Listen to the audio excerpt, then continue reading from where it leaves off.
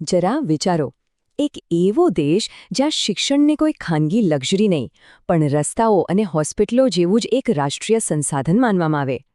આ વાર્તા છે ફિનલેન્ડની, જ્યાં સમાન શિક્ષણના પાયા પર એક મજબૂત અને સમૃદ્ધ રાષ્ટ્રનું નિર્માણ થયું છે. પણ સવાલ એ છે કે આ બધું બદલાયું કઈ રીતે? ચાલો જરા 70 વર્ષ પાછળ જઈએ.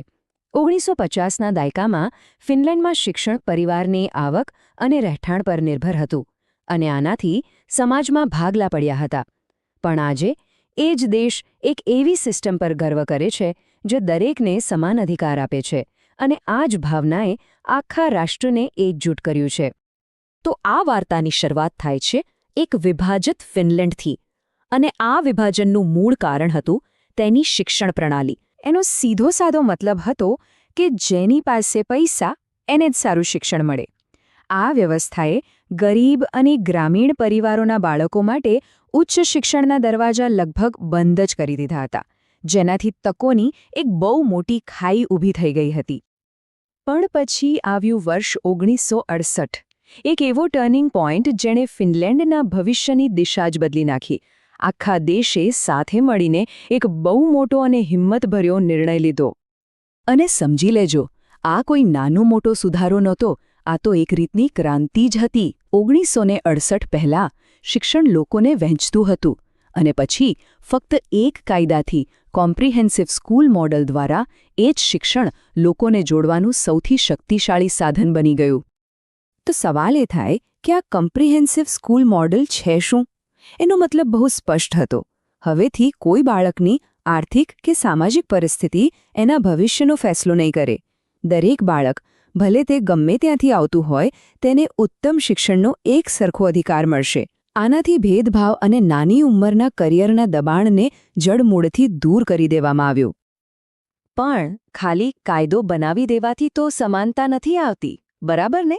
એને જમીન પર ઉતારવી પડે છે. અને ફિનલેન્ડે એ સુનિશ્ચિત કર્યું કે આ સિદ્ધાંતો માત્ર કાગળ પર જ ના રહી જાય. તો ફિનલેન્ડે શું કર્યું? એમણે 3 મોટા આર્થિક અવરોધોને જ તોડી નાખ્યા. પહેલું, કોઈ ટ્યુશન ફી નહીં, 0. બીજું, પુસ્તકો, સ્ટેશનરી બધું જ સરકાર તરફથી મફત. અને ત્રીજું, અને આ કદાચ સૌથી મહત્વનું છે, દરેક બાળક માટે શાળામાં પૌષ્ટિક ગરમ ભોજન, એ પણ બિલકુલ મફત. કારણ કે ફિનલેન્ડમાં લોકો એક વાત બહુ સારી રીતે સમજે છે કે ખાલી પેટે અને ચિંતામાં ભણી ના શકાય. એટલે જ અહીંયા શિક્ષણ એટલે ખાલી ચોપડીઓ જ્ઞાન નહીં, પણ વિદ્યાર્થીનું સંપૂર્ણ કલ્યાણ. આનો મતલબ શું થયો? કે જો કોઈ વિદ્યાર્થી બીમાર પડે કે પછી એને કોઈ માનસિક તકલીફ હોય, તો મદદ માટે ક્યાંય બહાર જવાની જરૂર નથી. શાળામાં જ બધી સગવડ છે. અને જો ઘર 5 કિલોમીટરથી વધારે દૂર હોય તો કોઈ ચિંતા નહીં, સરકાર ટ્રાન્સપોર્ટની વ્યવસ્થા પણ કરી આપશે. આ બધા પાછળનો હેતુ એક જ છે, ભણવામાં કોઈ પણ જાતનો અવરોધ ના આવવો જોઈએ. આ બધી જ વ્યવસ્થા પાછળ એક ખૂબ જ શક્તિશાળી ફિલોસોફી કામ કરે છે, જ્યાં આખી સિસ્ટમનો પાયો છે. એ છે સાર્વત્રિક પહોંચનો સિદ્ધાંત. આ વિચારને આ એક વાક્યમાં બહુ સરસ રીતે રજૂ કરાયો છે. શિક્ષણ અને શાળાકીય અભ્યાસને રાષ્ટ્રના કલ્યાણના મુખ્ય સંસાધનો તરીકે જોવામાં આવે છે. એટલે કે શિક્ષણ કોઈ વૈકલ્પિક સુવિધા નથી, પણ દેશના વિકાસ માટે એટલું જ જરૂરી છે જેટલા રોડ અને હોસ્પિટલ. અને આ ખાલી વાતો નથી, આ એક ગેરંટી છે. ઉંમર, રહેઠાણ, આર્થિક સ્થિતિ, જાતિ કે પછી માતૃભાષા, આમાંથી કશું જ શિક્ષણના અધિકારની આડે નહીં આવી શકે. દરેક માટે દરવાજા હંમેશા ખુલ્લા છે. તો આ બધું શક્ય કઈ રીતે બને છે? કારણ કે આ સિસ્ટમનો માલિક કોઈ એક વ્યક્તિ કે કોઈ પ્રાઇવેટ કંપની નથી, પણ આખો સમાજ છે. સરકાર ભંડોળ પૂરું પાડે છે અને સ્થાનિક નગરપાલિકાઓ તેને ચલાવે છે. આનાથી એ સુનિશ્ચિત થાય છે કે શિક્ષણ દરેક માટે એક સમાન અને સાર્વજનિક સંપત્તિ બની રહે.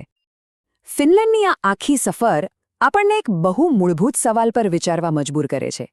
જાહેર શિક્ષણ પ્રણાલીનો સાચો હેતુ શું હોવો જોઈએ? શું એનો હેતુ માત્ર થોડા લોકોને સ્પર્ધામાં આગળ વધારવાનો છે?